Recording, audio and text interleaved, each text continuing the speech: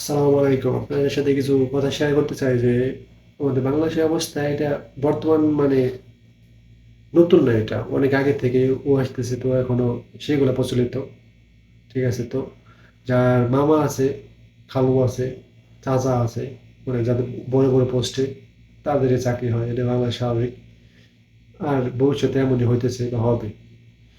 তো আমরা কি করি বাংলাদেশে চাকরি না পেয়ে কি করি, বাইরের রাষ্ট্রে যাওয়ার চেষ্টা করি, বিদেশ যাওয়ার চেষ্টা করি। তো বিদেশে আমরা কি করি, কোনো কাজ কাম না শিখে বা কোনো ভালো একটা ভিসা না নিয়ে বাস বিদেশে আসার কোনো একটা ভিসা হলেই হয়েছে, দালাল ধরে আমরা চলে আসি।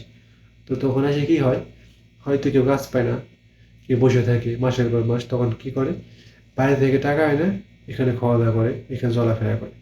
তো এই বিদেশ করে তো উল্টা সব কিছু সব দিক দিয়ে ক্ষতি, বাড়ির অর্থ ক্ষতি, এখানে এসে সময় নষ্ট, যে টেনশন, অত সব দিক দিয়ে সমস্যা।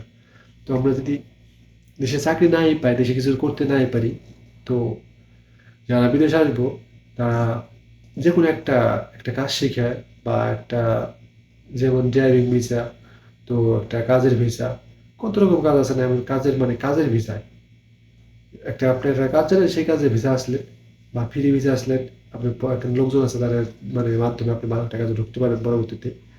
এমন একটা ভিসা আসবেন, ঠিক আছে, হুট করে একটা দালাল ধরে যে কোনো একটা ভিসা চলে আসবেন, পরে দেখবেন যে এমন প্রস্তাব প্রস্তাবেন যে সারা জীবন এই প্রস্তাবটা প্রস্তাবে আপনি সারা জীবন যাবেন। অতএব যে কোনো একটা ভালো ভিসা আসে, যেমন একটা ড্রাইভিং ভিসা বা একটা ইলেকট্রিক ভিসা বা কন্ট্রাকশনের, যেগুলো আপনি জানেন কাজ, ওই কাজের ভিসা, একটা কাজের যেসব কাজ আপনার অভিজ্ঞতা আছে, আপনি পারেন, ওই কাজের ভিসা আছেন, তাহলে আপনি কিছু করতে পারেন বিদেশে।